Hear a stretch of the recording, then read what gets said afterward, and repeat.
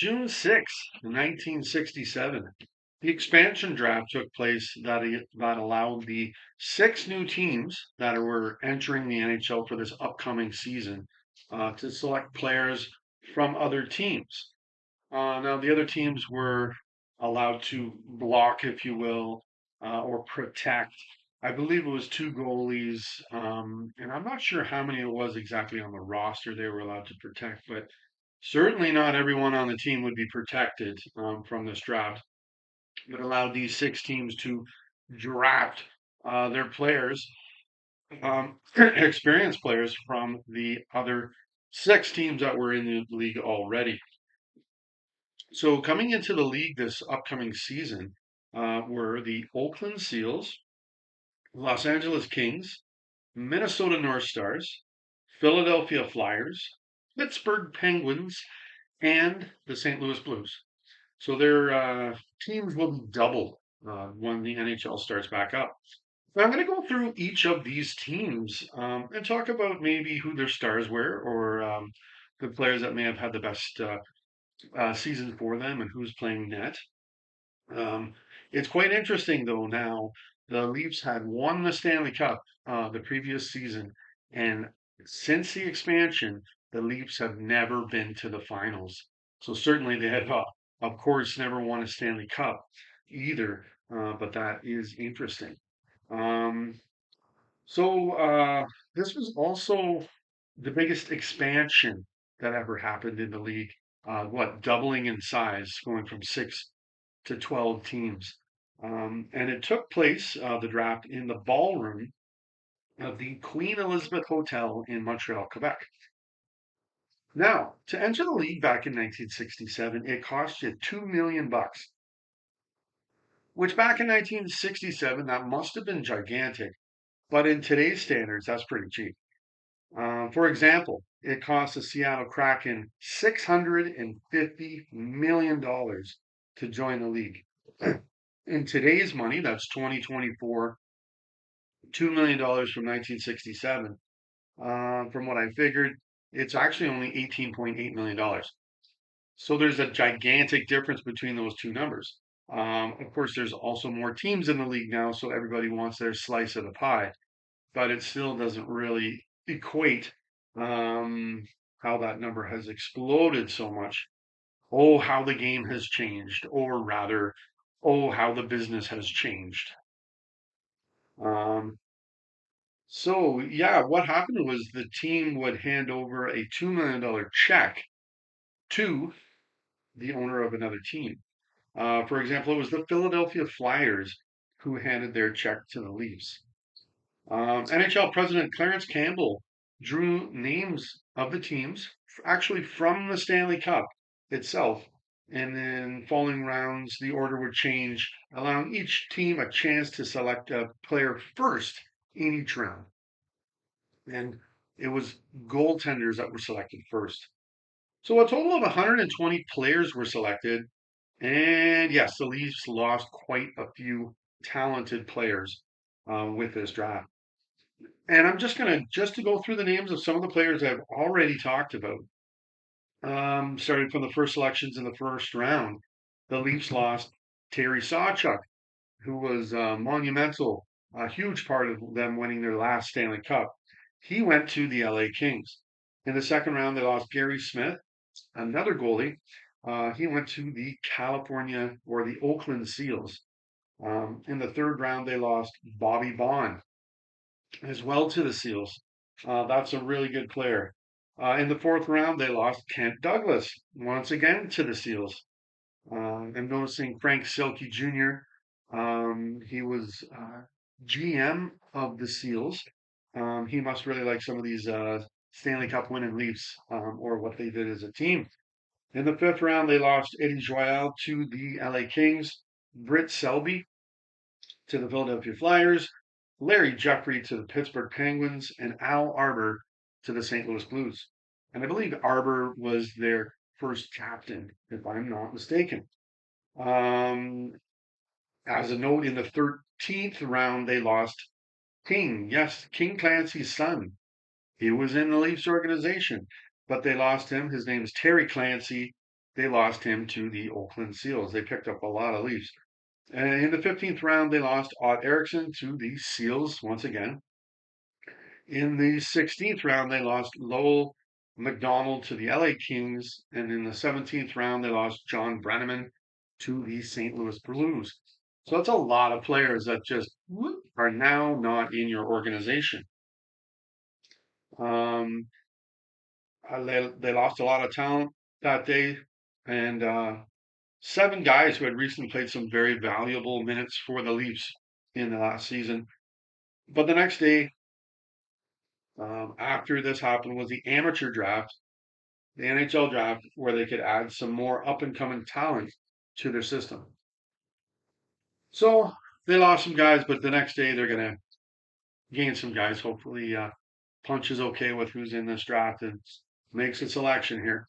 Um, so to go through all the new teams alphabetically, first up we have the Los Angeles Kings. Former Leaf legend Red Kelly actually ended up coaching them in their first season.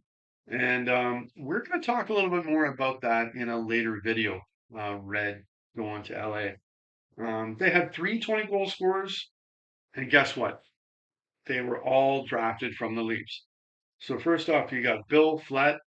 I think his nickname was Cowboy Bill Flett. He led with 26 goals. Eddie Joel had 23, and Lowell McDonald had 21. In that, they had Wayne Rutledge, who had 21 wins, and another former Leaf and Stanley Cup winner, Terry Sawchuk. He had 10 wins for the Kings. Next, we have the Minnesota North Stars, coached by Ren Blair. Wayne Connolly led the squad. He had 35 goals. Good job there. He also had 14 power play goals and 8 game winners. He was a big reason they were winning in Minnesota. In that was Cesar Maniego, who had a good 912 save percentage, 277 goals against average. He had 6 shutouts and 22 wins. As well, they also had Gary Bowman in net as well, and he had 4 wins for that club. Next is the Oakland Seals. They had former Leaf Bert Olmsted as their coach. He was actually part of the 1962 Stanley Cup winning team in Toronto as well. Um, it was a pretty shaky opening year for the Seals. It was shaky there a lot. They didn't perform so well in the regular season most of the time. They in the opening year they just had one 20-goal scorer. That was Bill Hickey. He had 21. Their number one guy in net, though, luckily they did have Charlie Hodge in net for them. So it was good they were able to get a good goalie to help them defensively. And he had 13 wins for the Seals in their first season. So next is the Philadelphia Flyers, and they had Keith Allen behind their bench. They had two 20-goal scorers in Leon Rochefort with 21, and Bill Sutherland had 20. I think where Philadelphia succeeded was defensively. They played better defensive hockey, I think, than the others. And for example, to let you know as well, the new 6 teams, they were all in their own division. Um, and the original 6 were in their own division as well. So the Flyers, I think, played perhaps a better defensive style than many others in their division.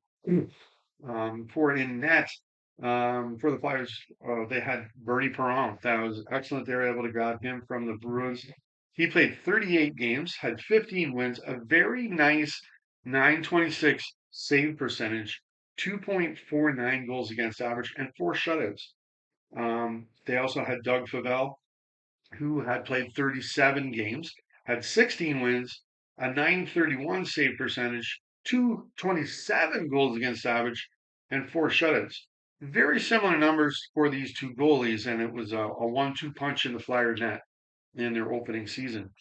Then we have the Pittsburgh Penguins. They had veteran coach Red Sullivan behind their bench. He had coached parts of 4 seasons with the New York Rangers previous to this. They also had two 20 goal scorers in Abe McDonald with 22, and former Leaf Andy Bathgate, still in the league now with Pittsburgh. He had 20 goals for them in their first season. And that they had Les Binkley with 20 wins, and Hank Basson, he had 7 wins, I'm sorry, for that club. And finally, the last expansion team in 1967 was the St. Louis Blues. They were able to get Scotty Bowman behind their bench to start his NHL career in coaching with the Blues. Excellent job for them. Um, and quite quickly, he was able to show his ability to get teams far into the playoffs.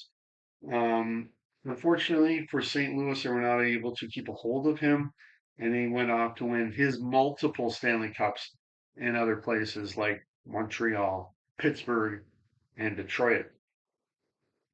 Um, but the Blues were still making a name for themselves in the first few seasons as they were getting to the finals in their first 3 seasons in the NHL. They did just have one 20 goal scorer in Red Berenson.